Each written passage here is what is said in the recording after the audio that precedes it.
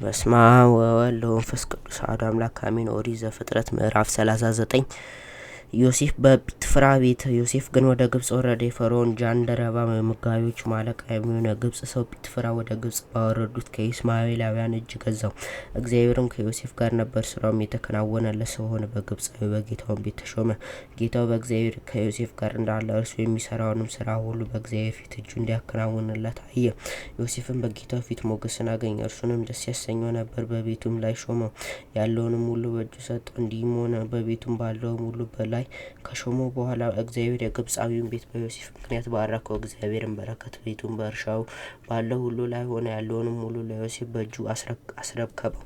ከሚበላውም እንጀራ በቀር ምንም የሚያውቁን አልነበረም። ዮሴፍ መልኩ ያማረ፣ ፊቱም እጅግ የተዋበ ነበር። ከዚህም በኋላ እንዲህም ሆነ፣ የጌታው ሚስት በዮሴፍ ላይ ዓይኗን ጣለችበት፣ ከእኔም ጋርም ተኛ አለችው። እርሱም እንዲህ አለ፣ ለጌታው ሚስት እንዲህ አላት፣ እነሆ ጌታዬ ቤቱ ያለውን ሁሉ ለእኔ በእጄ አስረክቦኛል። በቤቱ ያለውን ምንም የሚያውቅ የለም። በዚህ ቤት ከእኔ የሚበልጥ ሰው የለም። ሚስቱ ስለሆንሽ ከአንቺ በቀር ያልሰጠኝ ነገር የለም።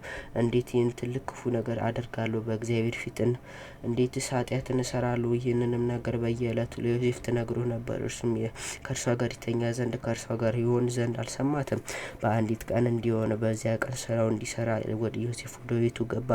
በቤትም ውስጥ ከቤተሰቦች ጋር ማንም አልነበረም። ልብሱን ይዛ ና ከእኔ ጋር ተኛ አለችው። እርሱም ልብሱን በእጇ ትቶላት ሸሸ፣ ወደ ውጭም ወጣ። እንዲህም ሆነ፣ ልብሱን ትቶ ወደ ውጭ እንደሸሸ ባየች ጊዜ የቤቷን ሰዎች ወደ እርሷ ጠርታ እንዲህ ብላ ነገረቻቸው፣ ይህ ዕብራዊ ባሪያ በእኛ እንዲሳለቅ አመጣብን። እርሱ ወደ እኔ ገብቶ ከእኔ ጋር ተኛ አለኝ። እኔን ድምፄን ከፍ አድርጌ ጮኽሁ። ድምፄንም ከፍ አድርጌ እንደ ጮኽሁ ቢሰማ ልብሱን በእኔ ዘንድ ጥሎ ሸሸ፣ ወደ ውጭም ወጣ። ጌታ ወደ ቤቱ እስኪገባ ድረስ ልብሱን ከእርሷ ዘንድ አኖረች። ይህንን ነገር እንዲህ ብላ ነገረችው፣ ያመጣ ዕብራዊ ባሪያ ሊሳለቅብኝ ወደ እኔ ገባ፣ ከአንቺ ጋርም ልተኛ አለኝ። እኔም ድምፄን ከፍ አድርጌ ስጮህ ልብሱን በእጁ ተወና ወደ ውጭ ሸሸ። ጌታውን ባሪያ እንዲህ አደረገኝ ብላ የነገረችው ሚስቱን ቃል በሰማ ጊዜ እጅግ ተቆጣ። ዮሴፍንም ወሰደ፣ የንጉሥ እስረኞች ወደሚታሰሩበት ስፍራ ወደ ግዞት ቤትም አገባው። ከዚያም በግዞት ቤት ነበረ። እግዚአብሔርም ከዮሴፍ ጋር ነበረ፣ ምሕረትን አበዛለት። በግዞትም ቤቱ አለቃ ፊት ሞገስን ሰጠው። የግዞትም ቤት አለቃ በግዞቱ ያሉትን እስረኞች ሁሉ በዮሴፍ ልጅ አሳልፎ ሰጣቸው።